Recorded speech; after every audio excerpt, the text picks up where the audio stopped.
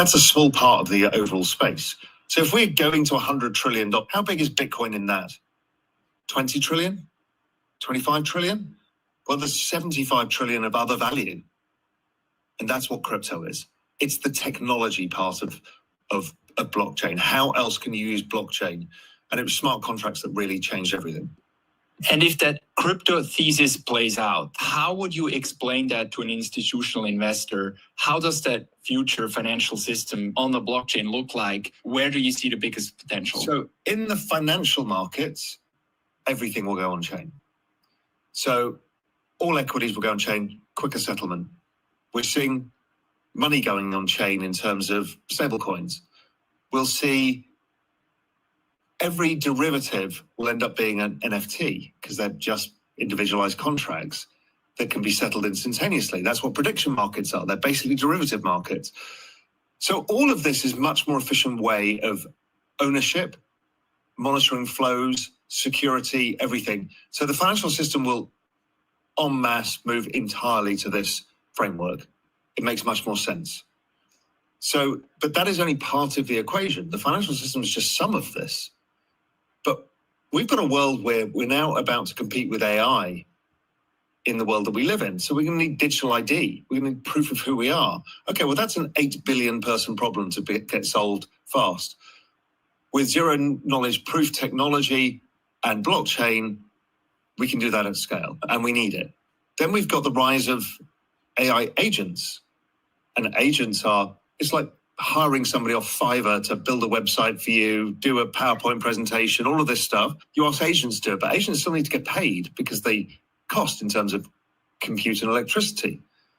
So how do they get paid instantaneously at the speed that AI and the internet operates? The only way is blockchain rails. Good morning, everyone. Hello, and welcome back to another episode of your favorite crypto news related channel. And somebody said, Abs, Ripple Swell is live. We need to watch. That's exactly what we're going to be doing during today's episode. I did just want to address some of the negative sentiment that we're seeing in the price charts. A lot of fear, a lot of uncertainty in the markets today. That's not what we do here on Good Evening Crypto, because remember, guys, these assets, they're built to go up and to the right. And that's what I'm anticipating towards the back end of 2025. We do already have 1,000 live listeners here. If you guys are excited and you enjoy this content, show us some love. Smash that like button. I want to give a special thank you to every single person who signed up as a member yesterday. In the last 24 hours, we had over 70 people sign up. Really caught off guard by that. Thank you so much for the support. And one thing I can promise you, you're going to be getting exclusive content, priority in comments, and the badges, which you guys can see, which I think Johnny Krypto designed. We worked on it together, but I got to give credit where credit is due. If you like the badges, credit goes to our man, Johnny Krypto. But I know a lot of fear is in the market. That's kind of where I wanted to kick off today's episode. I'm not fearful. I want to be very transparent, very open-minded with you guys.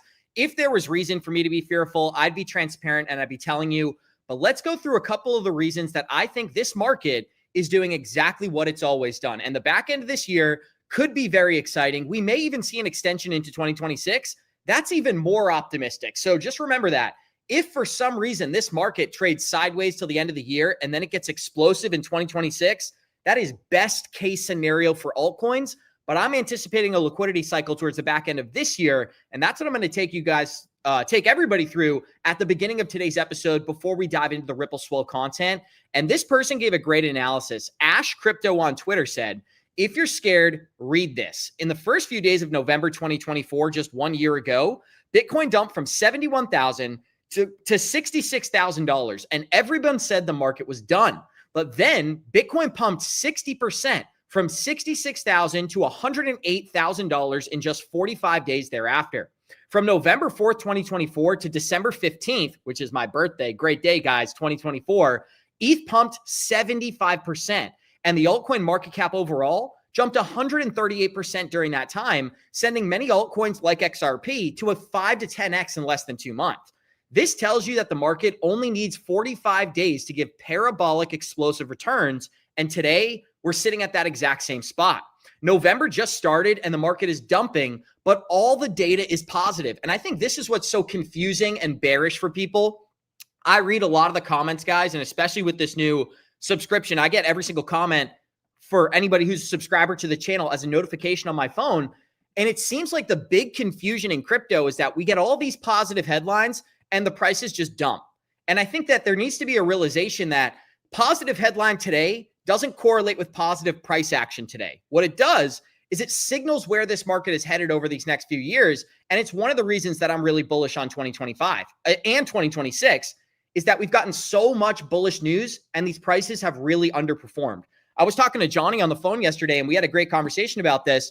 We're in 2024. We broke out in November, but since then, since November of 2024, this market's really just been trading sideways. Even for Bitcoin, we got to 108,000 in last November. What's the current price for Bitcoin today? I believe it's like $104,000, $103,000. So again, this market overall, it's not an XRP issue. It's not just a Bitcoin issue or an Ethereum issue.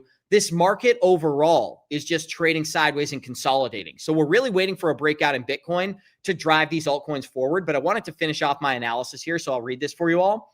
Today, we're in the same spot. November just started and the market is dumping, but all the data is positive. The Fed will cut rates once again in December. Quantitative tightening is ending on December 1st. Quantitative easing is here, meaning the Fed is buying treasury bills. The crypto market bill is close to passing. A US-China trade deal is signed. Gold created new all-time highs. US stocks are also at brand new all-time highs. So this person said, I'm not effing leaving. I'm still bullish. Crypto prices are being manipulated and suppressed. I don't buy the idea that all the data is good. Everything in the world is pumping with liquidity, but crypto is done.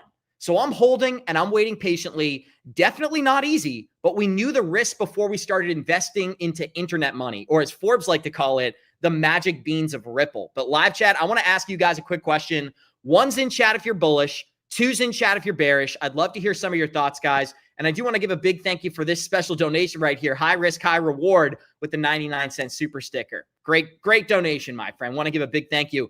But I want to hear from our chat. Are you guys bullish? Are you guys bearish? And I'm going to present one more piece of data that lets me know many of these altcoins may be extremely undervalued after the liquidation event that we saw in October. So market sentiment for crypto overall is hitting a brand new low. As per alpharetical data here, crypto sentiment is at the lowest and most negative it's been since the April lows back in early 2025.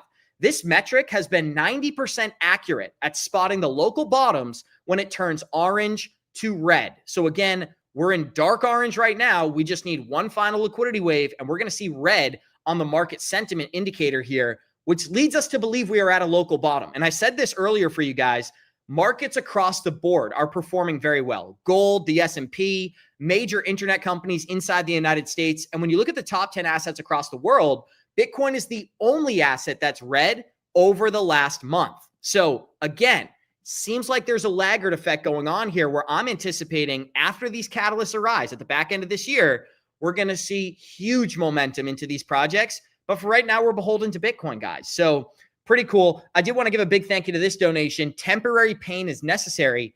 That's what we signed up for, right? Nobody guaranteed us success in this market, but the market has shown us if we're patient, if we wait a long enough period of time, we go through these moments of exponential growth. And this doesn't just apply to XRP. This applies to really any asset in the crypto space. But look at November 2024. We saw this asset go from, on November 6th, 52 cents in value. By November 22nd, this was an asset that was 150. And by December 1st, this was a $2.28 asset. So again, higher than where we are today.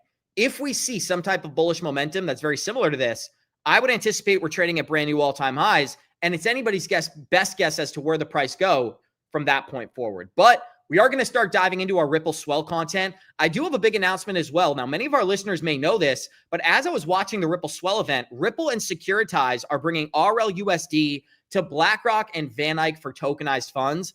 That's a narrative that's not getting a lot of attention. Why I think that's so valuable, BlackRock already working with Ripple to leverage RLUSD for tokenizing funds. So these are the type of announcements that I'm anticipating out of Ripple Swell. And Paul Barron did a phenomenal breakdown earlier this morning where he was saying some of his big predictions for the Ripple Swell event later on today. So very excited about this, guys. And we're going to cover a lot of this content. Let's go to the live feed at the Ripple Swell event and check out, see if there's any big speakers kind of taking place right now. The Nasdaq spoke earlier today. We had some big amendments. Ripple breaks into corporate treasuries. Let's hear if this is interesting, guys, and then we'll decide if we want to listen to this or not. if it ever loads for us. It appears like it may not even end up loading. So we'll have to get that operated and loaded up in the background. But I did have some other stuff that we can break down in regards to the beginning of today's episode. When I talked about the October liquidation event, where many of these altcoins were down 50% in a single day, this completely wiped out the leverage traders in this market. And that's not just a short-term issue here, guys. This could have long-term implications, as an institutional investor came out today and said, since the largest liquidation event on record, which happened in early October, risk has been taken distinctly absent as traders focus on potential spillovers. So what does this mean? Big players are sidelined. They're not taking big risk on crypto assets. And because that volatility was shown in October, people feel as if the risk just not worth the reward. They want some certainty in this market. What does that mean? Well, it means that speculation is at an all-time low. So these assets, they're undervalued in this current environment. And I've been saying that for a long time. I think a $3 XRP is undervalued. You can guess what I think about a $2.27 XRP, like we're reporting on today's episode. But there's just too much bullishness in the background and too many updates kind of playing out before our very eyes for me to think that this market is going to go down. I mean, even when you look at the liquidation event that occurred in October, when those lows occurred, exchanges went down, but within the hour, many of those bulls, many of that bearish momentum had been bought up by the bulls. And everybody is lining up. Everything is lining up according to Ripple Van Winkle here. Shout out to the user. Everything is lining up, he said. Ripple's becoming a bank. ETFs are being issued. Ripple Prime is going live. Fed bank account is pending. Clarity Act is closing. Evernorth using XRP as collateral, and real world asset tokenization is exploding, with many more updates to come here in 2025, especially after the Ripple event kicks off this week, which is what we're reporting on today. And I'm going to show you guys a live feed from the event. I just wanted to give you these updates at the beginning of the episode. We are 12 minutes into today's show. We got nearly 2,500 live listeners here. If you're enjoying today's content, smash that like button and let the YouTube algorithm know you enjoy this channel. And as you guys know, I had to deal with a little bit of an issue earlier this week. It appears that some people still aren't getting notifications. I've spoken to some representatives. They said that the warning that they issued me was not valid and they removed it, but I got to wait 72 hours for the algorithm to reset. So if you're not getting notifications, should be back to normal in about 72 hours. But here we have it. The biggest companies attending Ripple Swell. And as you can tell in the title of today's episode, BlackRock, Nasdaq, JP Morgan, MasterCard, Fidelity, Citibank, Franklin Templeton, all these huge companies are showing up to this event. And Paul Barron made the bold proclamation that he believes BlackRock will file for an XRP ETF. So let me know, guys. Smash that like button. Someone said, and this is a good comment, big thank you for the $9.99 and the new subscriber, as I can see with your badge right there. Abs, I found an account live streaming the Swell event. They say Ripple is doubling your cryptocurrency wallet for free if you send them your information. Stay safe, everyone. Don't fall for these scams. I got to agree. For a second there, I was caught off guard. I thought you thought it was real, Lucas. So shout out to you for identifying the scams. The scams are out of control, guys. No one's going to double your XRP. You don't need to send your information to anybody, whether it's a person impersonating Brad Garlinghouse. I have a friend, shout out to Clark. I always tell him I'll give him a shout out. He watches these AI videos of Brad Garlinghouse and he thinks they're real. Be very, very careful out there, guys. The AI is upgrading before our very eyes, and the scams are getting better. So be very conscientious of that. Someone said, what happened? It's frozen. I hope it's not frozen, guys. 1's in chat if you can still see me, if I'm still live on your screen. 2's in chat if you can't, but there shouldn't be any 2's because then you'd be seeing me, guys. But I do want to kind of get into the update. Ripple is live at the Swell event as we speak right now, and I think it's valuable to kind of watch some of the content that's playing out. Earlier in the day, we had a NASDAQ representative step on stage, and she said this market is expanding, but while the U.S. government is shut down, we're currently put on pause. So we weren't talking about payments a year ago. This is kind of the live feed from Ripple Swell, guys. I'm not sure if there's anything interesting going on. The Genius Act world and the world that it's okay to talk about stablecoins and to raise capital for businesses that support payments like that. So that's super exciting. I think that that's becoming part of the top of all narrative. Yeah, I think one of the other narratives, just to build on what you're saying, is, it is a brave new world, but we're just building on what already exists, right? And some of that language is going to be abstracted away, and the next iteration of the financial system will be here. So it's not like everything is getting displaced and everyone is getting displaced.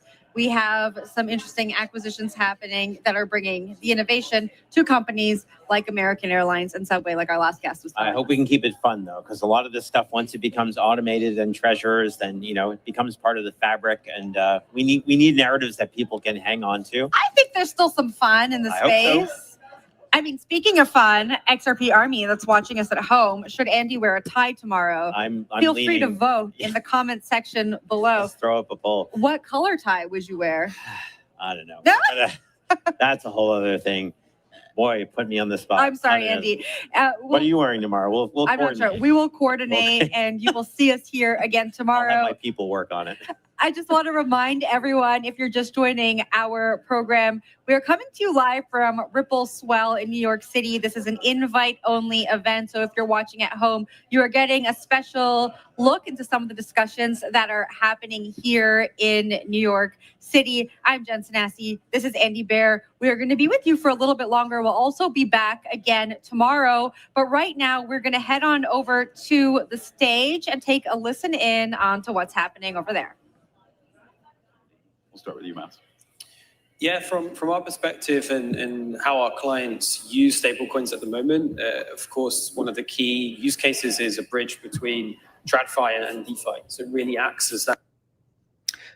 So the stream just happened to pause there, guys, but one's in chat if you'd like the live feed directly from the event. We do have 3,000 live listeners here. If you're enjoying this content, smash that like button. I feel like it might be valuable because the next speaker coming up is Ripple President Monica Long. And I wanted to actually give you guys some insight. If you watch the bottom of this screen here, they continue to give exciting updates about Ripple. They had a Blackrock update. There's a Hidden Road update here.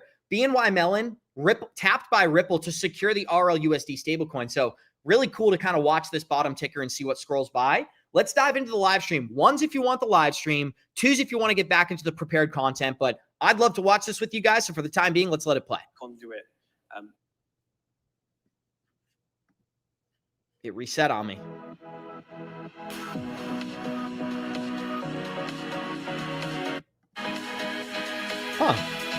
United States. We're Institutions. most income fan. You can speak for me anytime. Okay, let's listen to Ashish Birla, CEO of 13 Evernorth. years ago in building this, and I'm glad to see that taking off now, and that narrative becoming popular finally. By the way, the regulation, the posture, that's also helped, and that has also been a catalyst for this next wave of growth here. On the education side, I think years ago, and of course the XRP Army is not part of this question, but XRP wasn't always the easiest narrative to help educate people, right? This idea of what I think of as just a, kind of multifaceted financial services entity or platform offering as many things as possible was a little bit outside of the education scope of currency, smart contract platforms, stablecoins, things. So I guess now with these events and this kind of explanatory power and sort of financial power that Ripple has, and the acquisition like of Hidden Road and the rebranding that as a explicit prime services business, do you feel just more like a big diversified financial services company? Well, I mean, I think what's interesting is that we planted those seeds 12 years ago, but as you know, rebuilding the financial ecosystem doesn't happen overnight. So, hey, listen, there's ways to accelerate. The acquisitions that Ripple has done is great. And I think that'll accelerate adoption, again, bridging traditional finance to crypto. But then there's a lot that I'm excited about building directly on the XRP ledger as well. And that's what I'm excited about with my new company, Evernorth, which is a XRP digital asset treasury. I think that is going to be a wedge that helps traditional institutions that want exposure to crypto be able to participate and get exposure, and in the future get exposure to DeFi, but as easy as holding a stock. Right? So you can just go into your portfolio and you can add XRPN, Evernorth, and you'll get access to a lot of what crypto has to offer. We are kind of big fans. So I think that's so great, guys, because I explained this about a week ago that anybody who wants exposure to XRP, now you can go directly to the Nasdaq, purchase the XRPN ticker symbol, and then get exposure to XRP so you can experience the price appreciation as this asset rises in value. But they're also going to be earning anywhere from 5 to 15% yield over the next year or so, compounding that growth and adding individual units of XRP to the value of each Evernorth share. So you're going to get the yield opportunity, you're going to get the exposure to XRP, and you're going to do it all through a regular ticker symbol, just like you would buy an Apple or Amazon stock. Very cool. I don't know, Jen, if you are, I'm a big fan. I'm going to say we're big fans of the DAT structure because it gives a lot of the benefits of, let's say, an ETF wrapper without some of the sometimes unnecessary constraints like daily liquidity and things like that, or it allows treasurers to really do interesting things that can't be done in other wrappers. So, having XRP in that kind of format is be great news for the faithful. What kind of things are you able to talk about now that you can do in terms of once you have that in your treasury to make it more appealing to folks? Yeah, so I think just a couple of things. One, by holding public stock equity versus an ETF, and ETFs are great too. I mean, they help plug in to the traditional system. It makes it easier. But I think what we can do in the future at Evernorth is also plug into the DeFi ecosystem. We can earn yield on that treasury. Yep. Now you think about how hard that is for individuals, even for myself as a crypto, OG as they call, it is a lot to unpack to participate in the DeFi ecosystem. What I'm excited about is bringing that with a couple of clicks. You can go add the stock, but then you get exposure to all that great goodness that could potentially be coming down the line in the DeFi ecosystem. But to start, we're going to go and earn yield on the treasury using traditional methods. And so, we'll have a blend, but when the DeFi ecosystem starts to grow and mature with the right kind of controls, we'll be ready to participate in that ecosystem. And we want to build that right on top of the ledger, XRP ledger. I am a fan of the DAT. Okay. That's really exciting, guys, because again, I kind of just explained this prior, is that not only can people get exposure to XRP through this product, they're going to have yield earning opportunities that they wouldn't be able to figure out themselves. And this applies to myself as well. If Ashish Birla is telling us you're going to be able to sustainably earn 5 to 15% yield while getting exposure to XRP, sign me up, guys. And that's probably something I'm going to be taking advantage of. Just a quick reminder, if you're enjoying this content, smash that like button. Obviously, we are doing the live coverage from the Ripple Swell event. I'm going to show you guys a speech from Monica Long. We're currently listening to brand new Evernorth CEO Ashish Birla explain the power of this technology. We did already pass 442 likes on the episode. Want to give a massive thank you to anybody who became a member or smashes the like button and just appreciates the show. Let's finish this interview and then we'll listen to Ripple's president. Here it is. I am a fan. You can speak for me anytime, Andy. I want to touch on why now is the right time a little bit. Like we mentioned, you were building within the Ripple ecosystem at Ripple for 12 years. Now you've stepped outside building on the XRP ledger with Evernorth. We talked a little bit about regulation at the beginning of the interview. Was regulation the catalyst that made you want to, step outside and build this project on top of the ledger built by your old employer? Yeah, so it became an inflection point. And I will say, one thing was the passage of the Genius Act. Stablecoins right after the Genius Act was passed grew 18% from the Genius Act passing to now. So you see what a catalyst like regulation can do to get the institutions interested. And then when I started talking to investors from around the world, it was a different kind of investor for Evernorth. It was a kind of investor that hadn't participated in crypto before. So that was a good indication that institutions are now ready to participate. And you know what's great is that the United States could potentially lead in terms of regulation. That's a very different scenario than we had over the last 4 to 8 years. And so that gave me the idea, it's time to go. And hey, I built for the long term. I started in 2013. I'm excited. This isn't going to be a 1 or 2 year project. This is going to be the next wave in bringing institutional capital to the DeFi ecosystem and blockchain. And that's what we need to scale. I mean, it is not going to scale unless we get the banks, we get the financial institutions to participate in this revolution on blockchain. Distribution is so important. And we were just asking this question in our previous interview. For a long time, the complaint against crypto is it's too volatile, right? And now many assets are much less volatile than they used to be. Actually, volatility turned in from a bug into a feature. And I think, especially in the DAT world, right skewed volatility is something that people will, lunge for rather than shrink away from. In your long-term project, you can see, your primary asset becoming much less volatile over time. Yields may move as well. Will that just change investor behavior, or will that change your strategy? How do you think about, the volatility future of XRP and how that will change how your treasury behaves? Yeah, I mean, well, you are very well versed in this industry, so kudos to you for just hitting what this is about. So, yeah, I mean, hey, listen, it's maturation, and if you shift from one thing to another when that does happen. And listen, I don't know if that's going to happen in 3 years, 5 years. We just have to be ready. And how do we get ready? We get ready by offering new kinds of potential yield products for the treasury. Right. And again, those will mature as well. But hey, at some point, this is going to be mainstream. And isn't it going to be great to be one of the first to build?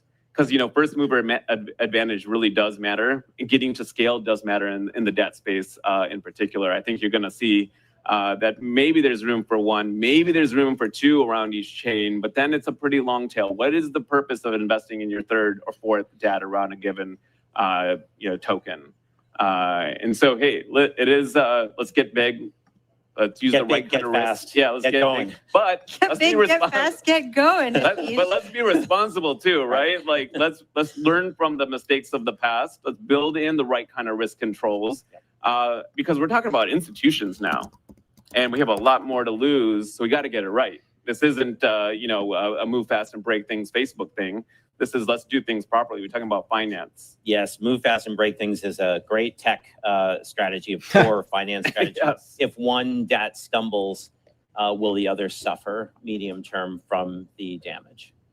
It really depends, and I think hey, listen, at the beginning with blockchains, a lot of blockchains stumbled, but I think the ones that were looking at this from a long-term point of view, bringing in the compliance people, which was sort of, I guess, against the movement back in 2013, but we did it. I think things like that, being the grown-ups in the room, being the adults in the room, and helping blockchain mature is our positioning at Evernorth. And so, yes, there may be a shakeout, but I think like the strongest, the folks with the long-term view, the right kind of risk controls are going to survive. And we saw this play out again and again. I've been through a lot of crypto winners. I've been through some summers. I know you got to stay even and you got to build for the long term. Ashish, thanks so much for joining us at the desk. We hope you enjoy the rest of the conference. Thanks for having me. Thank you. Very cool, guys. That was an awesome, insightful interview. And somebody asked for another deep dive on Evernorth. I can definitely do that because I found out some new updates and analysis there in regards to what Evernorth is really creating. Let's head on over and listen to the Nasdaq segment. So what I'm going to show you guys next is a Nasdaq representative sitting on stage at Ripple Swell. And there was a couple of big statements that were already shared. Now, one, the president of the Nasdaq said she's never seen such a collaborative effort on the part of the SEC and CFTC on regulatory clarity. I was watching that live. Big thank you to Peaceful Gamer for that. Also, she said that the government shutdown is preventing a lot of updates happening in the crypto space. Now, somebody said, can we get GEC Ryan Fugger? That would be pretty cool. That's something that I can do, guys. Pretty cool. Thank you, Richard, for the $2 donation, by the way. We do have 4,200 people here. If you enjoy this content, smash that like button. Like I said, we're going to take you right over to the Nasdaq segment at Ripple Swell. Here it is. Institutional investors, hedge funds, all coming in and contributing to price discovery. So what we've filed for is to say, look, we manage 3 million messages a second. In our U.S. equities markets, we're probably managing anywhere from 3 to 5 billion messages just inbound into our systems every day. In options, we're talking about 80 to 130 billion messages in our systems every day. So these are very, very scaled systems. But the post-trade processes is where we really want to focus. So we're teaming up with DTC to be able to create choice. So you put a flag on an order coming into the market that says, I want to settle this in a tokenized form. DTC takes that flag and basically upon execution and basically routes your settlement through a different decision tree. Mm-hmm. Think about it that way. And through a different process into a digital wallet. You want to sell that security, goes back up into DCCC and it can settle in fiat. So it really allows the investors to have that choice. And we're very excited to be teaming up with them. We do want the actual CUSIP itself to be transformed into digital form versus traditional form. So it's not a matter of changing the nature of the security. It's a matter of making it so the security itself is tokenized. That's exciting. That's a real reinvention. Genius Act addresses stable coins, but there's more work to do on regulatory clarity, I would say. So what would need to take place to pave the way for that vision to come to life? Well, we are really pleased to see that the government is focused on it very holistically. You've got the legislative branches really focusing on how to put the right regulatory guardrails around stablecoin as well as around the markets, and as well as the SEC and the CFTC coming together. And I've been at Nasdaq, well, I started at Nasdaq 32 years ago. I've never seen the SEC and the CFTC work as well together as they're seeing right now. It really is, we should be very thankful for that moment, because there is a convergence of asset classes. There is a convergence of retail and institutions expressing interest in trading all these asset classes. And yet there is a very different regulatory environment for securities versus derivatives. So how do we create more convergence of the regulatory framework that covers all asset classes, but including crypto? And then also, how do we support innovation while still managing and really, really focusing on the North Star, which is investor protection? So I think that's the one thing that we kind of drumbeat constantly down in Washington. Investors, investors, investors. This is about creating a better investor experience, but also providing the right investor protections. And so let's frame the framework that we really focus on is modernizing the infrastructure while investing, protecting investors. Could you see initial coin offerings being a part of the picture, or part of the future for NASDAQ? Yeah, I mean, I would look at it as more, I just think about it as more as tokenized equity issuances. As opposed to initial coin offerings, because I think that's a little bit different. So tokenized equity issuances, yeah, I can see that being a future for the markets. I think we have to start with post-trade. Let's get the securities, the underlying QSIPs in a tokenized form. Let's allow them to sit in digital wallets, because that will then, I think, will kind of move up through the system and back up into then how do we actually issue the security? How do we make that initial listing available in a digital wallet? So, but I think we have a ways to go, and I would also say we want to do it the right way. We just have to recognize that our U.S. markets are incredibly resilient, extremely scaled, extremely inexpensive for investors, and highly liquid. So we just don't. Let's keep that. Let's keep all those great things, and then let's put the technology in where we can actually reduce friction. Does T+1 settlement need to exist over the long term? No. But we have to think about how to create T0 settlement without actually forcing grossing up of positions, because that'll actually be very capital inefficient. So how do we kind of allow for this innovation to come in a way that enhances the investor experience, but doesn't have unintended consequences? This view of the blended system certainly aligns with how we think the future will play out. And you were taking a very forward-leaning approach to it, and you mentioned working with DTCC, which is really encouraging. But can you give us a temperature check of the rest of the world of banking and other kind of major legacy institutions who would also need to be a part of the picture? Yeah, I mean, so first of all, the banks continue to be obviously an enormous component of the economy, and I think that they've also lived through a lot of issues in the past, crises, and they are informed by their experience. So, and that they are informed by the experience of the fact that when you do not have regulatory clarity, you can make mistakes, and then people will look back on those mistakes and then suddenly kind of overreact sometimes, frankly, with regulation.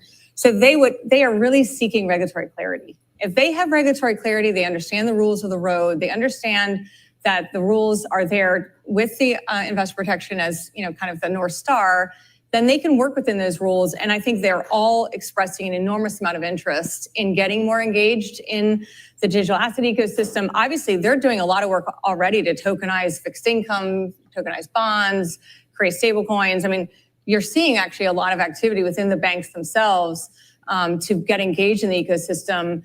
But I think to get them really engaged in the markets, there has to be regulatory clarity. And I think that will make it so that it accelerates the institutional adoption of digital assets in general. I think that puts a great bow on the conversation. You've been so wonderful. So there you have it, guys. She just said the Clarity Act will integrate digital assets, and it will be that utility moment that we've all been waiting for. This is a Nasdaq representative speaking live at the event. Now, again, I've showed you guys previously, a Blackrock representative will be speaking tomorrow live at Ripple Swell, and he's going to be talking about the power of tokenization. I do want to give a special thank you, guys. Big thank you to Terry Harrington, another new member. Outstanding how many people have become members, guys. And remember for my members, you are going to get exclusive content. So some more behind the scenes, informal, maybe shorter content, maybe stuff that I haven't fully edited or that YouTube doesn't want me to post out there. That's going to be going to my members only, starting with the video that initially got me a little strikey, whatever you'd like to call it. I got a warning, so it's not a strike. But let's continue here. I did want to show you another segment once again, because Monica Long did come on stage as well. And I wanted to show you guys that part. We are scrolling through just kind of live what's really going on here. I think Ashish Birla opened it up on stage. If they have that segment available, I wanted to play that for you guys as well. Let's just see if I can do this live on air for you all. If not, no problem. I'll just go to the Ripple feed and kind of find it for you there. So that's what I'll do, guys. If you're enjoying this content, smash that like button. Thank you for your patience. Obviously, this is a live program, so I got to do all this kind of live right in front of you. But what's exciting is that for the first time ever, these big companies are showing up time and time again in the same conversations with Ripple. And for anybody who doesn't know, Ripple is hosting your annual Swell event today. That takes place today and tomorrow in New York City, where the largest companies on the planet come together to discuss these new ideas and really break down how can this new technology impact all of these existing businesses. I am about to sneeze, so I'm trying to hold that back live on air as well. But I am going to pull up this video right here, because earlier today, this is what I wanted to show you. The presentation from Evernorth CEO Ashish Birla on stage at the Ripple event. Now, I've already watched this, so it's pretty great. I know what he's going to get into. You guys are going to enjoy this, because once again, it's about expanding the demand for XRP, but also tapping into the DeFi capabilities, allowing big companies to earn a yield on these assets. Massive moment for the industry. Here's the clip, and we'll break it down.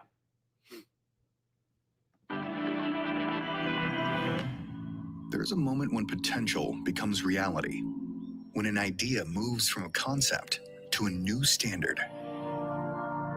The world of finance is at that moment. For decades, it has been built on legacy systems, closed borders, and delays. But the digital age demands something more. It demands instant value, universal access, and a system without friction. This is the power of digital assets. This is the promise of blockchain. And it's all happening with Ripple. We're in New York City, in the financial capital of the world. And we're moving Swell to the heart of it all to continue building the future of global finance. One that's faster, more efficient, and more inclusive for everyone. And we're not building it alone. We are working with the world's most influential financial institutions, regulators, and visionary leaders from across the globe. You are at the center of this transformation, the catalyst that makes it all real. Welcome to New York City and the 9th annual Swell.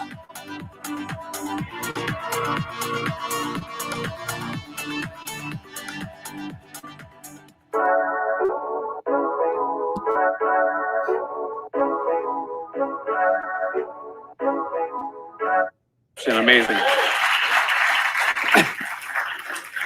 So in case you didn't know, that was the introduction video that Ripple created to open up the event. That's why I played that. This is CEO of the new Evernorth company, the first ever XRP treasury launching on the Nasdaq. Their CEO, Ashish Birla, explaining why they launched it, what it means, and how this is going to unlock DeFi on the XRP ledger. I want to give you a few housekeeping items. First, Swell combines incredible programming with dedicated time for networking and meetings. So be sure to introduce yourself to other people that you haven't met during the breaks. And there's an amazing Ripple events app that you can download. You can use it to find other interesting people that are in the crowd that you don't know. You can book meetings with them. And if you don't know what I'm talking about, check in with registration. They'll get you going with the Ripple events staff, Ripple events app. So there'll be two 25-minute breaks, one in the morning and one in the afternoon, and then lunch from 12:45 to 1:45 p.m.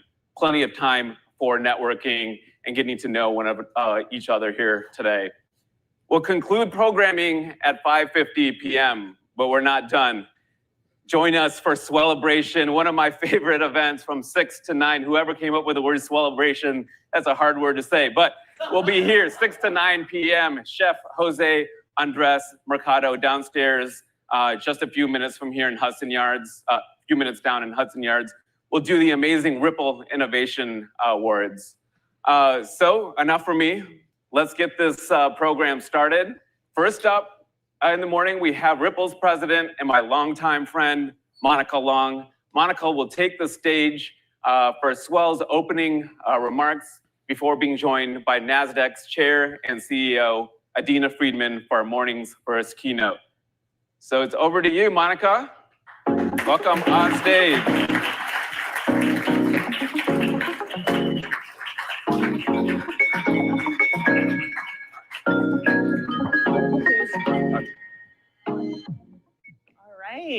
Well, thanks for the warm welcome, Ashish. And yeah, I'll say the same to all of you. Welcome to Swell. Thanks for being here. This is our 9th annual conference that brings together the businesses who are leading the way in modernizing our financial system. That's all of you. Thank you for being here. So it is the year 2025 and it's happening. Ripple was founded in 2012, and back in those days, people weren't talking about When Moon or Lambos. The industry actually started from this really grand ambition, a really noble ambition to co-create an internet of value. This is a picture of our CEO, Brad Garlinghouse, and co-founder and executive chairman, Chris Larson. Haven't aged a day. But back in 2012, 2013, Chris painted this really inspirational vision for a future in which we could represent anything of value, be it money or bonds, equities, property, or art on blockchain, and then move that tokenized value anywhere, anytime, very efficiently, instantly, and inexpensively. This is the Internet of Value vision. And here we are more than 10 years later, and we can feel it. There's palpable momentum in realizing this vision today. So why now? Why the acceleration in utility this year in particular? The long pole in the tent for blockchain realizing that vision has always been regulatory clarity, and the clouds have been parting. First, it happened in places like Singapore, Dubai, and Europe, and then very importantly, this year in the US, we made a big stride with the Genius Act. So I think the industry's long recognized the benefits of blockchain and digital assets as tools to improve upon the inefficiencies in the system. And now with this clarity, we can move forward implementing the technology in a way that's regulated and safe. So I say it's happening, but what's actually happening? The story you've been hearing, the poster child of 2025 blockchain, has been stablecoin payments. So far in 2025, stablecoin transaction volume has reached up to nearly $3 trillion, which is a 90% almost year-on-year lift. So what's happening here? What's the story? Well, Ripple, we've been operating in this space for more than 10 years, working with many of you in the room, and we provide end-to-end digital asset infrastructure to provide everything from on-ramps through the DFS-regulated stablecoin RLUSD, to secure custody, to providing market-leading liquidity, and very importantly, real-time payouts to markets around the world.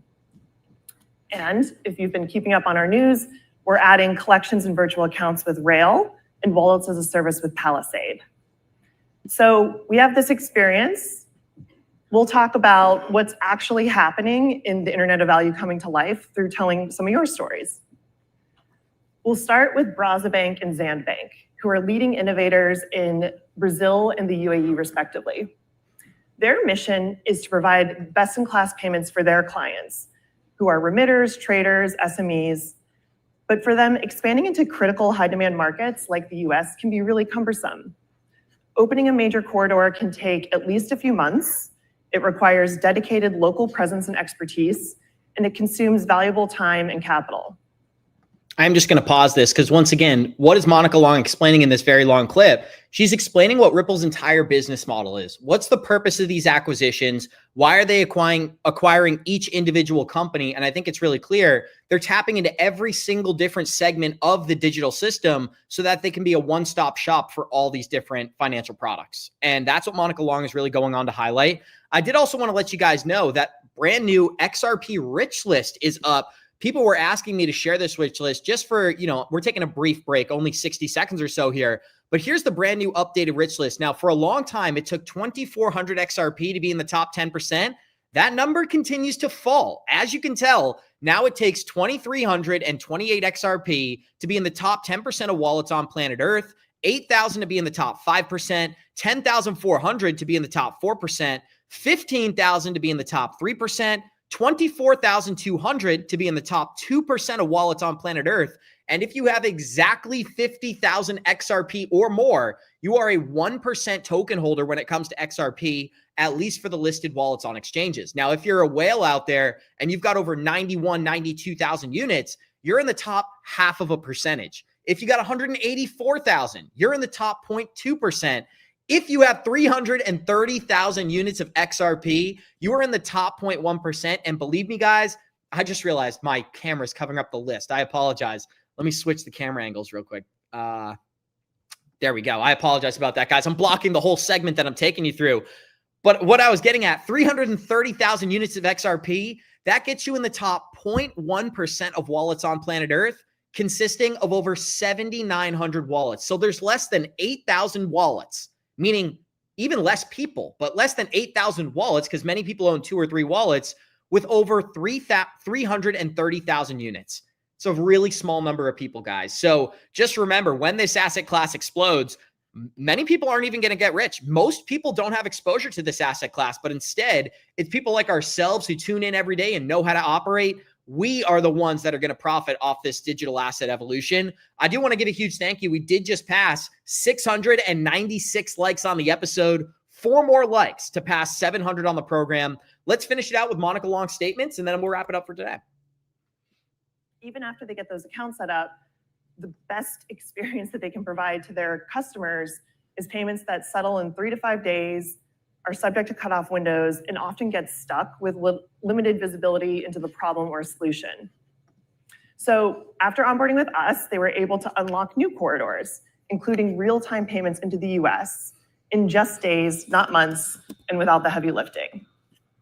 And we are providing that real-time stablecoin fiat payout capability in more than 50 markets and counting. So in fact, our next steps are with Braza, we'll help them expand payouts into Europe, and Zand payouts into South Africa, Brazil, Turkey, and China. And this benefit that we're talking about of faster, streamlined. All right, guys. So we do have an update from on stage at Ripple Swell. They're back live. And this is a Bloomberg ETF analyst. I believe it's Eric Balanchunas on stage. Somebody said they just gave an XRP ETF update. I cannot confirm because I'm sitting here watching the other feed with you guys. But this is also Canary Capital CEO. So this man right here has filed for the XRP ETF that is scheduled to go live on November 13th if it can make it through the rules and guidelines. Let's kind of back up this segment. I want to make sure we catch all the important parts of the conversation, and we're going to play it live for you guys. Let me just see this. Here we go. Welcome, everybody. Thank you for sticking around. My name is Eric Balanchunas. I am Senior ETF Analyst for Bloomberg Intelligence. I lead the whole research operation for Bloomberg ETF, and I've been pretty obsessed with crypto for the past 2 years, and I think some of you have been somewhat obsessed with ETFs. They've really ushered in a ton of money and bridged the gap between DeFi and TradFi. So that's what this panel is about. It is about what is going on with the ETFs, what we can expect, the impact they'll have, how it works. So we have a perfect panel for this today. So let's just get a quick intro. Start with you, Luke. Just 15 seconds right down the line. Yeah, so I'm the founder and CEO of Bitnomial. We're a CFTC regulated futures exchange and clearinghouse. And more and more, the ETF world and the futures world are coming together. So I think that's why we're all on stage here today. Yeah, my name is Stephen McClurg, the CEO of Canary Capital. We are a active hedge fund platform that also runs a ETF business. And we just launched our first 2 ETFs last week, and hoping to launch an XRP ETF next week. Yeah, all right. Alrighty, guys. So like I had told you, November 13th, that ETF is scheduled to go live on the Nasdaq. So really exciting. And what's really interesting about this, and the reason that it's even more important, is because Canary Capital CEO, the man who's talking right here, predicted $5 billion worth of inflows into XRP ETFs on day one. Now, I think that was operating under the assumption that a lot of these products were going to be approved at the same time, meaning if we just get the Canary Capital CEO, my anticipation would be between, I would say, 70 million and 110 million. That would be my guess. But if we see Grayscale and Franklin Templeton and all these other ones launch, that's how we could get to those dramatically higher price targets. Now, as you guys just heard, November 13th, that would be sometime around next week. The first XRP ETF is scheduled to go live on the Nasdaq. Let's play. I'll round it out. Hello, everyone. Great to be with you. I'm Hunter Horsley, co-founder, CEO of Bitwise. We manage about $15 billion, and we have ETFs in the US and Europe, hedge fund solutions, and a bunch of other investment solutions for traditional investors. Okay, so Steve talked about, let's just get right into when XRP ETF. Okay, there are a couple 40 Act XRP ETFs, but they don't count. The True Blue Spot 33 Act ETF, the IBIT rather, that's the format IBIT is in, that's what everybody wants. That is coming very soon. And these two guys are in a race to put it out. Is anybody old enough to have seen the movie Cannonball Run? Anybody? Okay, that's what this is like. Because the government shut down, and yet they're going to figure a way to put the ETF out. That movie was a race for who can get from Connecticut to LA fastest, gets $1 million. One person went as like priests, one person used a Lamborghini, one person went as police, and it was all these clever ways to get there. Why? First to market rules. And we know BSOL, which Hunter just put out, is the best launch of the year, pretty much. So let's start with you guys. The government shut down. You both have sort of put in updated documents, and it seems like we could see an XRP spot ETF in as well. Start with Steve. You said in the next week or two. How's that work, and what can we expect?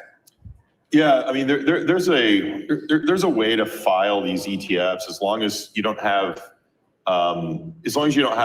a trading of markets that's stopping you. And now that generic listing standards have been approved, essentially, if there are 6 months of futures activity for a token, such as on Bitnomial, then you have the ability to launch in the US. So you don't have that blocker anymore. So outside of that blocker, you can file what's called a delay amendment or a no delay amendment. And typically, when you have a blocker, you file a delay amendment, which means that the SEC has to make you effective.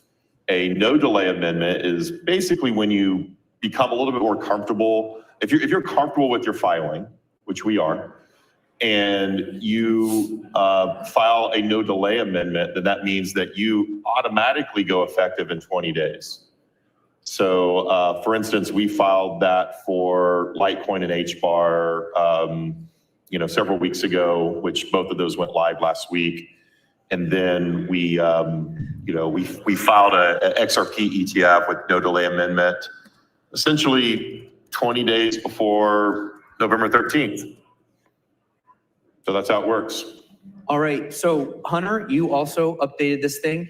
It seems like this is a little bit about finding a little loophole in the language the SEC put out. They put out this document like, hey, while the government... So I just want to make sure that I'm not doing anything wrong by using this content. So every now and then I do have to commentate, guys. But again, what's the key takeaway here? We're in acceleration mode. The time has arrived. The fireworks, they've just started. And when these ETFs start to go live, that's when I'm anticipating big price action for a lot of these altcoins. And you know what else is interesting? Wouldn't it be perfect if when the market sentiment was at an all-time low, everybody's calling for a bear market, all retail investors are fearful and taking profit, and all of a sudden we flip the switch on the ETFs and these prices completely change direction. And we could be looking at brand new all-time highs. Last November, if I came on air and said on November 4th, hey guys, I have a crystal ball. By the end of this month, we're going to be 250. You'd say you're crazy. Well, that's exactly where we are today. If I had a crystal ball and I said, hey guys, I can see into this thing at the end of this month, we're going to be $8. You go, Abs, we're crazy. The price is going down. Nobody's optimistic right now. To me, as somebody who's been here since 2019, those are when the greatest opportunities arise. And Cole said, you might be onto something. Don't doubt the veterans here. I may not have gray hairs, but I've been in this market for a very long time. Cut down, here's some things to think about. And it sounds like in there you found something where you can get through. Do you have anything to add to what Steve said in terms of the XRP initiative? No, I think Steve described it fantastically. You know, one of the novel elements of the moment, to state the obvious, is the government is shut down. So, you know, we've been working on ETFs for 7 years, and I've had a regular dialogue with the SEC, and then the government shuts down. And so the question is, what are the right set of actions to do? And there are different actions that you can take in an environment where that's the case. So yeah, we're excited about the prospects for an XRP ETF. All right, one more question on them, then I'll get to you, Luke, I promise. I think your colleague, Matt Hogan, said as soon as it comes out, the XRP army is going to hit the smash button, something like that. What kind of, like your BSOL was a huge hit, 55 million trading volume on day one. That was the most volume on the first day of any of the 850 ETFs launched this year. Nowhere near Bitcoin, but Bitcoin is a phenomenal beast. It's almost doesn't count. But for a regular ETF, that's an insane amount of money. And then they took in 500 million in the first week, which was the best inflowing crypto ETF out of about 100. And it ranked 16th overall, which is top 0.5% of all ETFs. Wow. So that's pretty good. You must be pretty happy. So I'm assuming you might expect something similar if an XRP ETF comes out. Yeah, absolutely. I mean, one of the remarkable things about BSOL, the Bitwise Solana Staking ETF, was seeing the response from, you know, Bitwise works with a huge cross-section of clients, over a dozen banks and broker-dealers, over 5,000 wealth management firms, multifamily offices, RIAs, a dozen hedge funds as clients. And we saw investors across each of those buckets, and then of course also individuals who can, for instance, buy in a retirement account for the first time. So behind the $500 million of inflows, I think it was fascinating to see that it really resonated with a lot of investors. I think part of what Matt was trying to convey around XRP is that people are busy, and there's, you know better than anyone, Eric, there's thousands of ETFs. And so the winning recipe is when the ETF provides exposure to something that people are passionate about or people care about. Apathy kills ETFs, Matt likes to say. And I think XRP, and we know from our client base, is one of the highest conviction assets amongst investors. So I think it will do fabulously well, and we'll bring it to market across all those investor types to make sure it has its best shot at making a dent. So he said two really good things. And again, I do have to make comments just so that I'm operating correctly here. But the whole purpose of what he said is that there's real demand for XRP. The reason people are buying XRP is not so they can make 30%. It's not so they can hold it for a year. Most people, including myself, we're holding XRP for years and years to come. And we're not excited about $2. We're not excited about $10. We're waiting for real life-changing gains because of the catalysts that we know are coming. So again, he just identified that institutional investors, the XRP community, lots of people feel the same way, where they're not in this asset for $4 or $5. They're in this asset to hold it for the next half decade and see where it goes. Like Frankie said, over the long term, guys. But we are almost an hour into today's episode. I'm going to keep this thing rocking and rolling until the end of the segment. We do have 810 likes on the show. If you enjoy this content, smash that like button, but let's just let this thing play and we'll break down when needed. These 40 XRP ETFs came out that we'll call like the warm-up act. They're not quite the same as the spot products that people like. Before your BSOL, the XRPR was the #1 volume day one getter. So that does bode well for a launch. Now, Luke, you deal in the futures market. You have XRP futures. Can that tell us anything about the demand and maybe give us some insight into those? Yeah, I think what we're seeing is the securities world that exists out here kind of on its own. And when they finally got spot ETFs, we started seeing the crypto industry have a way to interact with the securities industry, but it's still very thin. And so now we're starting to get new things like in-kind creation redemption. We're getting the new listing rules, which can depend on futures. And so more and more, we're starting to see the commodities world interact with these ETFs. And uniquely, these are commodities ETFs. That's not a typical thing. Most ETFs are I don't know what the alternative is, non-commodity ETF. Yeah, 40 Act. 40 Act ETF. Open end. So it's just this different aspect of the industry that we're slowly starting to stitch together. And the initial launches of the Bitcoin ETF and some of the bigger tokens have been so big that the inefficiencies of it have been kind of diffuse across some of the actors, and the hidden costs are just, swallowed by everybody. But as we get into the longer tail, I don't think XRP is necessarily going to be that. I think that'll be huge, but you'll start to see more inefficiencies creep up, and that's when you need to start stitching the ETF world together with the underlying. And so that's where we're really focused, is putting together the actual underlying collaterals with the ETFs that are coming out, and that will lead to the ability to do higher volumes, tighter spreads in the ETFs and things like that. So we actually just announced earlier today that we're the first US regulated clearinghouse accepting both RLUSD, a stablecoin, and XRP as native collateral in the clearinghouse for margin trading against the first ever perps that we listed in the US. So these are all these tools that can be used by the market makers to really ramp up liquidity providing and making it a better experience for the retail customer. Now, how that impacts the buyers and the retail customers, I think these guys would have a better say there. With Ether and Bitcoin, which have been on the market for a while now, maybe can you talk a little bit about the basis trade? Guys, I want to hear from our community, right? One of the reasons I've always been such an advocate for XRP is because my personal belief, which has been proven correct since the election of Donald Trump, is that we are going to have a higher return on investment over the entire Trump administration with this XRP as opposed to Bitcoin. So ones in chat, if you believe Bitcoin outperforms XRP, means has a higher return on investment over these next 5 years, or twos in chat if you think XRP will have a higher return on investment.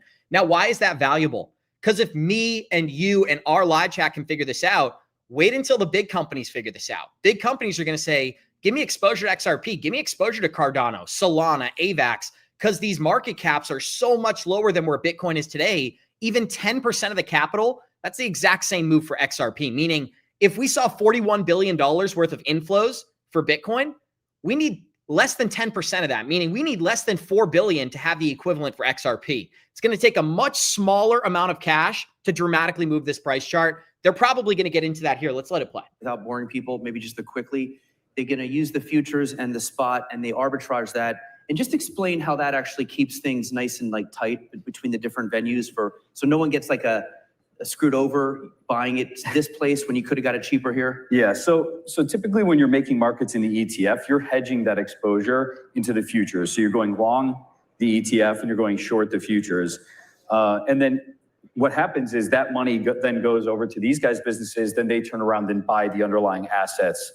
Now that we have in-kind creation redemption, instead of taking dollars and giving them over to the ETF operators to then go buy the underlying asset, the market makers can step in, the commodities market makers can step in and just buy the underlying assets themselves. So they know what their cost is going to be when they put that position on. Now, the issue is when they unwind those positions because they're holding open interest, they're then buying the futures and selling the ETF. Selling the ETF sells the underlying asset, but buying the futures doesn't go and buy the underlying asset because they're cash settled. So the physically settled futures like we offer provide a more neutral way for market makers to make those markets and just stay denominated in the underlying XRP in this case, instead of going back and forth and in and out of cash settled indexes with US dollars, or maybe not touching the underlying XRP at all. So that's the key focus for some of the big innovations that have come out of the SEC earlier this year with respect to in-kind trading and market making of these ETFs. Cool. Let's talk about this because with the Bitcoin crowd, I'll hear sometimes, oh, it's just paper Bitcoin. This happened with the gold bugs back in 2000s where they didn't think the gold was in the vault that GLD stored. And I'm like, no, it's literally one for one. It would be illegal for them not to do it. Can you guys both just say right now on the record, whatever spot crypto ETF it is, you literally hold the crypto? Yeah, absolutely. And So guys, that's the question that everybody's been asking. He just did a long explanation. Long story short, futures products settle in US dollars. Spot products settle in the actual token. If you're going to offer XRP, let's say I have a spot product, I'm Canary Capital. I'm going to launch this XRP spot ETF and there's $100 million worth of demand. That means I need 100 million units worth of XRP in value to underlie that asset. So real demand, real time, there's a direct correlation between how many people buy the spot product and how much XRP these institutions need to go out and accumulate. We do have over 7,000 live listeners. If you're enjoying this content, smash that like button. Obviously, we're in overtime because I'm enjoying this content. I'm going to hang out. I got a few more minutes here. We are at 876 likes. Big thank you and shout out to all the subscribers, all the commenters, and all the people who hit the like button. Let's let this video play. I think that's one of the reasons that people really look forward to the launch of these Spot 33 Act ETFs, because they know that they're getting the precision vehicle. They know the assets are there. They know that they'll be efficiently traded. They know that the pricing will be very cost effective. And there's so many different things going on in crypto that sometimes you're not certain if you're looking at the best version of something. And it's definitely the case with the Spot 33 Act ETFs that you're getting the most tightly wound set of guarantees and efficiency. So I would say ETFs are SBF proof. They're just not going to lose or steal your money. There's a 30-year track record. And honestly, I'm going to say something right now, which is that I've been traveling the world as I normally do with our themes and ETF themes. And one thing that really helped Bitcoin in particular was trust. These advisors who control $40 trillion of assets, all the boomer money, the boomers have all the money, as you know. All the boomer money is looked after by these advisors. And they trust Blackrock, they trust Bitwise, they trust Canary, they trust ETFs, they love ETFs. They're the predominant user of ETFs. So this idea of like the intermediary is now somebody I trust is major. Then you throw in the low fees and liquidity, and that's how you have an explosive combination there. The one thing that's going to be tricky as you get into these coins down the line is explaining them to the said boomers. So let's start with you, Steve. I know Bitcoin has it made. It's digital gold. Very easy, done. You can just, write the check, thank you. How do you explain XRP to like that in a basic way like that? Wow. I mean, first of all, for you guys know I have to pause it and comment every now and then. What a great question. What a great question from the Bloomberg guy. Because again, this is what I've been saying. Once they have the products to profit off the growth of XRP, they're going to start singing the praises of XRP. And he just asked the question, what's your sales pitch going to be? Yeah, well, it was interesting because we were backstage kind of getting ready, and the person that was doing my hair, because you should have seen it when it came on. But she was asking me these questions, and so I'm already prepped. What I explained was, I explained Bitcoin just like you said, Eric, and then I said, and then XRP. Really, the way to think about XRP is to think about the XRP ledger, and what that is financial rails. Think about it as a competition to the financial system, a competition to Wall Street. It's the rails and the ecosystem that will help drive global payments. One of the reasons why I got into crypto, by the way, was I was an emerging market bond manager years and years ago.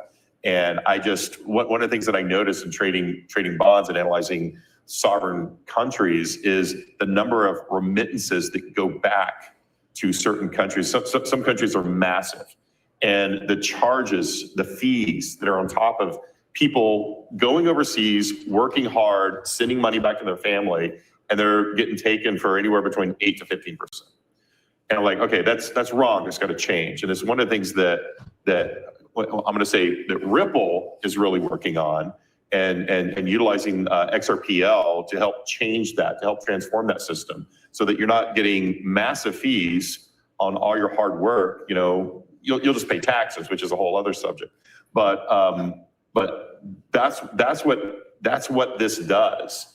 Number one is provide rails for financial services that allows people to send remittances back, that allows you to avoid banks or work with banks. But it is brand new financial rails for a digital economy. Hunter, anything different to that? I mean, that was a lot of words, though. Let's say, could you put it into like 4 or 5 words or less? I think everyone is familiar with the story of e-commerce, which is the internet colliding with retail. I think the story with XRP and blockchains is the internet colliding with financial services. I think that XRP is one of the most prominent blockchains that will be used to move money across the internet. It was about 25 words, but pretty good. No, that's what I'm saying. Trust me on this. Do you foresee that eventually the sort of boomer investor who is, interested will just buy a basket? Like, what would be do you think that? All right, guys, we are going to continue watching, but I got to hear, is there any baby boomers in chat? Ones, if you're a baby boomer in chat who owns crypto. Let's see it, guys. Let's let this clip play, but I wanted to get that out there. Where we'll end up? Where do you think like someone's going to go, I think XRP actually has the most growth. Like, will they analyze it like that? Or do you think a lot of the blob of money that buys this will be in the form of like a digital asset basket, sort of like the S&P 500, but less number of securities? Yeah, I'm happy to weigh in on this. We manage the largest crypto index fund in the world. The ticker is BITW. It's a basket of the top 10 assets, including XRP and others.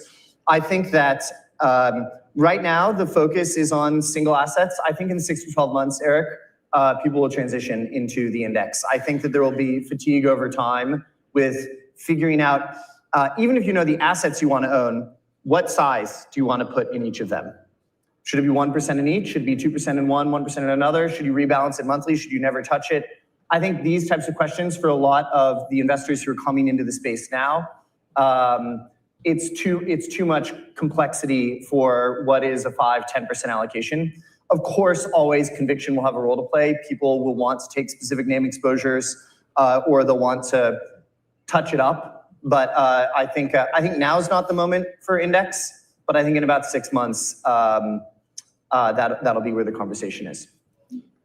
Luke, do you have any comment on the explaining XRP in less than, let's say, 20 words? Can you knock off about 10 words? I don't know if I can be a hunter here, but what I can say is what I think is unique about XRP and RLUSD is you have a single ledger that is driving a two-pronged strategy, one for kind of wealth storage and transfer in XRP, and the other is in RLUSD, which is payments.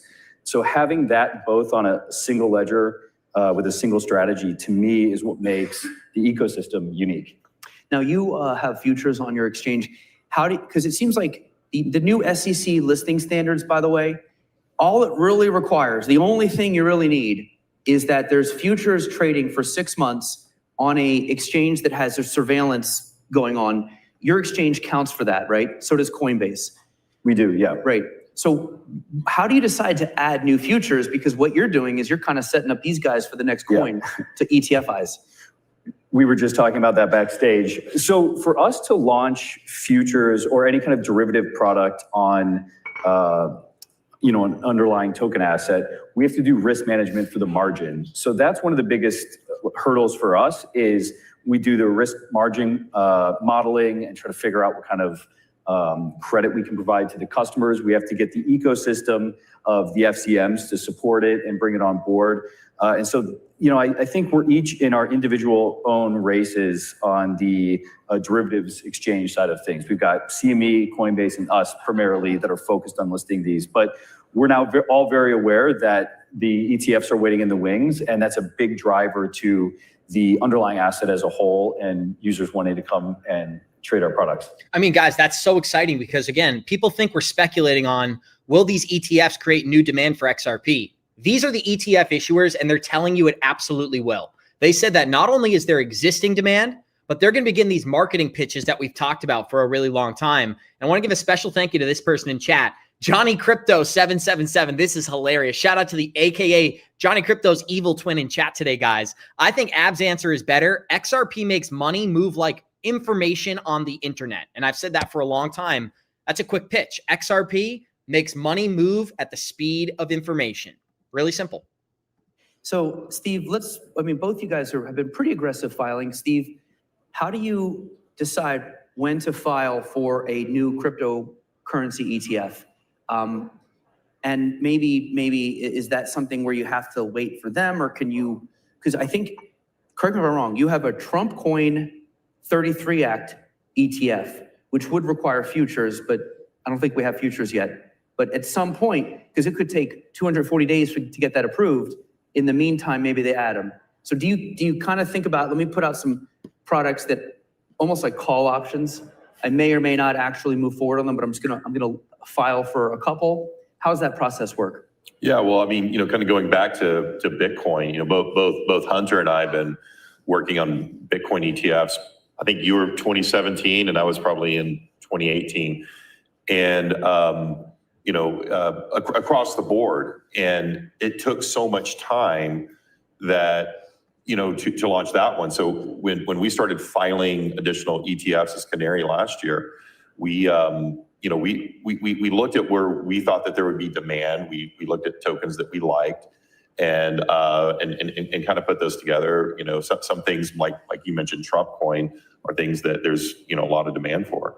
So we put them out there, again, probably more like a call option. But our expectation is that either it'll fall under the generic listing standards, or if you file a 19B4, there will eventually be a point in time where the SEC has to say yes or no, and not just continue to delay. So we have filed 19B4s for several that don't have futures yet. Now, I do believe that it's a good rule. It's not a great rule, but a good rule to have a futures market in the U.S. But you can get futures, outside of the U.S. as well. But as long as the 19B, if there's no futures for 6 months and you've got a 19B4 that passes, then I think that's right. But there's also. All right, guys, I got to run. I want to give a huge thank you. We got 7,500 live listeners here. If you had fun, you enjoyed today's content, smash that like button. Obviously, I'm going to be back for the 5:30 p.m. update with some of the stuff that I have going on. I would ask if you could hit the like button on the 5:30 p.m. video and let me know, did you get notified? Leave a comment if you can. I know you guys are busy. You got your whole life going on. So if you don't have time, no problem. If you could, let me know. If YouTube sends you a notification, just comment that underneath the video, something that I'm kind of actively working on to try and get resolved. And we love you guys. We appreciate you all. Like I said, there's a lot of fear in this market. I don't feel that way. Don't fall for the fake hype. Don't fall for the bears who are super loud on Twitter right now. Market sentiment is at an all-time low, but adoption and positive articles appear to be at an all-time high. So with that being said, we love you all. We appreciate you all. Go out, touch some grass, hug some family, make the most of the day, because one thing is absolutely sure, these crypto markets will be back again tomorrow with some new and exciting articles and probably some different momentum in the XRP price chart. So we love you guys. We appreciate you all, and we'll see you in the next one. You're going to be so proud of your president, and I don't care about that, but you are going to be so proud of your country, because we're going to turn it around and we're going to start winning again. We're going to win so much. We're going to win at every level. We're going to win economically. We're going to win with the economy. We're going to win with military. We're going to win with healthcare and for our veterans. We're going to win with every single facet. We're going to win so much, you may even get tired of winning. And you'll say, please, please, it's too much winning. We can't take it anymore. Mr. President, it's too much. And I'll say, no, it isn't. We have to keep winning. We have to win more. See, the bottom line is, well, you don't know much about crypto. You know nothing about nothing. You're fake news. So if you're looking to do the same strategies that we implement here on Good Evening Crypto, I would advise everybody sign up for Merlin and click on the ITrust Capital link below. Now, why do these two ideas play off one another? Merlin is going to allow our listeners to understand where they should be taking profit in this market, and ITrust is going to allow our listeners to take that profit tax-free through an IRA product. Now, that's not the best part about this. We are giving new clients a $100 sign-up bonus using the promo code GEC9. So I would encourage everybody, click on the link below the video, use promo code GEC9, and set yourself up for success.